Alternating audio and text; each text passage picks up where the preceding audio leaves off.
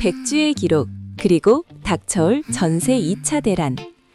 수도권 전세가가 무려 100주 연속으로 올랐습니다. 그런데 이게 끝이 아니라 이제 겨우 시작이라면 믿으시겠습니까?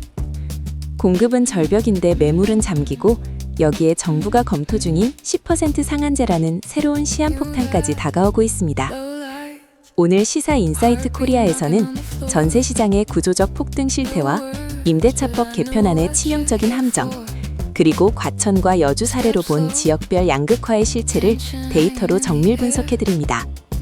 지금 바로 구독과 좋아요를 누르고 여러분의 소중한 전세금을 지킬 인사이트를 챙겨가시기 바랍니다. 본격적으로 시작합니다. 통계가 가리키는 공급 절벽의 실체. 현재 수도권 전세 시장을 관통하는 가장 무서운 단어는 바로 공급 절벽입니다. 2026년 3월 기준 수도권 아파트 입주 물량은 전년 동월 대비 무려 65%나 급감하며 연중 최저치를 기록했습니다. 신축 아파트가 시장에 나오지 않으니 기존 전세 물량이라도 돌아야 하는데 상황은 더 심각합니다. 서울의 아파트 전세 갱신 계약 비중은 이미 50%를 넘어 52.6%라는 기록적인 수치를 보이고 있습니다. 집주인과 세입자 모두 이동을 멈추고 제자리에 묶여버린 매물 잠김 현상이 고착화된 것입니다. 문제는 서울에서 시작된 이 이사 실종 현상이 경기도와 인천으로 빠르게 전이되고 있다는 점입니다.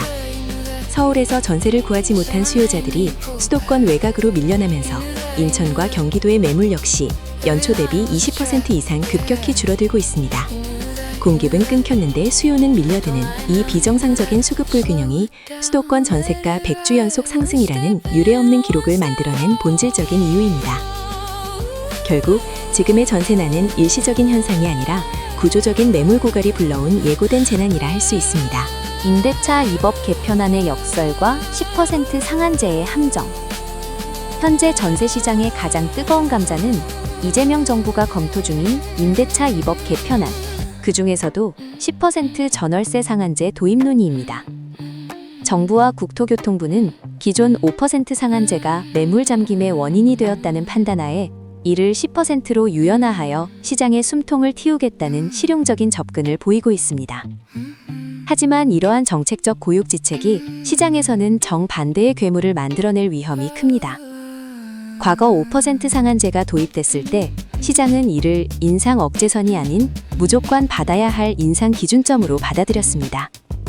만약 상한율이 10%로 상향된다면 임대인들은 정부가 공식적으로 10% 인상을 허용했다는 강력한 명분을 얻게 됩니다. 결국 상한선이 높아지는 것이 아니라 전세가의 하한선이 강제로 끌어올려지는 가격 하한선 인플레이션이 발생하게 되는 것입니다. 이는 전세가 폭등기에 기름을 붓는 격이며 서민들의 주거비 부담을 합법적으로 2배나 가속화하는 비극적인 결과로 이어질 수 있습니다. 단순한 요율 조정은 공급 부족이라는 본질적인 병명을 외면한 채 시장의 합법적 폭등의 면죄부만 쥐어주는 것은 아닌지 냉정하게 되물어야 합니다. 주거 안정을 위한 선택이 오히려 주거 파괴의 도구가 될 수 있다는 사실을 직시해야 할 시점입니다. 양극화의 민낯, 과천의 착시와 여주의 한계. 수도권 전세가가 다 오른다고 하지만 그 내면을 들여다보면 지역별로 완전히 다른 드라마가 펼쳐지고 있습니다. 먼저 과천의 사례를 주목해야 합니다. 최근 과천 전세가가 마이너스 0.17% 하락하며 안정세를 보이는 듯하지만 이는 지식정보타운 입주 물량에 따른 일시적인 착시에 불과합니다. 진짜 위기는 지금부터입니다. 2026년 주공 5단지와 8, 9단지의 대규모 재건축 이주가 시작되면서 수천 가구의 멸실 수요가 인근 전세 시장을 강타할 준비를 마쳤습니다. 공급은 끊겼는데 이주 수요라는 거대한 파도가 몰려오며 과천은 수도권 전세 폭등의 진앙지가 될 가능성이 매우 높습니다. 반면 경기도 여주는 전혀 다른 길을 걷고 있습니다. 여주 역세권을 중심으로 신축 아파트 입주가 꾸준히 이어지고 있지만 이를 받아줄 배우 수요가 한계에 부딪히며 전세가가 하향 곡선을 그리고 있습니다. 이처럼 신축과 이주 수요가 맞물린 핵심지와 공급 과잉에 직면한 외곽 지역의 격차는 갈수록 벌어지고 있습니다. 결국 전세 시장의 평균 수치에 속아서는 안 됩니다. 내 집 주변의 입주 물량과 재건축 멸실 스케줄을 개별적으로 확인하지 않는다면 닥쳐올 전세 대란의 파도를 피하기 어려울 것입니다. 양극화의 골이 깊어질수록 시장을 바라보는 정교한 안목이 그 어느 때보다 절실한 시점입니다. 이사 실종 시대. 우리는 무엇을 준비해야 하는가? 결국 지금의 100주 연속 상승은 단순한 숫자의 기록이 아니라 우리 주거사다리가 끊어지고 있다는 위험한 신호입니다. 2026년 하반기 전세 시장은 더욱 가혹해질 전망입니다. 한국은행이 기준금리를 동결하며 긴축 기조를 유지하고 있음에도 불구하고 신축 공급 절벽과 멸실 수요가 맞물리면서 전세가는 매매가를 밀어올리는 강력한 하방 지지선 역할을 할 것입니다.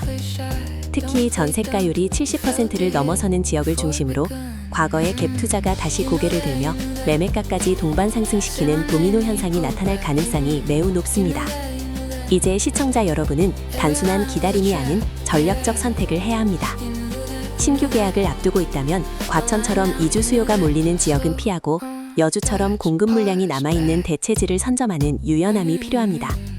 또한 정부의 10% 상한제 논의가 확정되기 전 현재의 계약 갱신권을 어떻게 활용할지 전문가와 상의하여 주거 비용의 불확실성을 최소화해야 합니다. 시사 인사이트 코리아는 단순히 뉴스를 전달하는 데 그치지 않고 여러분의 소중한 자산을 지킬 수 있는 실질적인 데이터와 통찰을 끝까지 추적하겠습니다. 오늘 분석이 도움이 되셨다면 화면 하단의 구독과 좋아요, 알림 설정까지 꼭 부탁드립니다.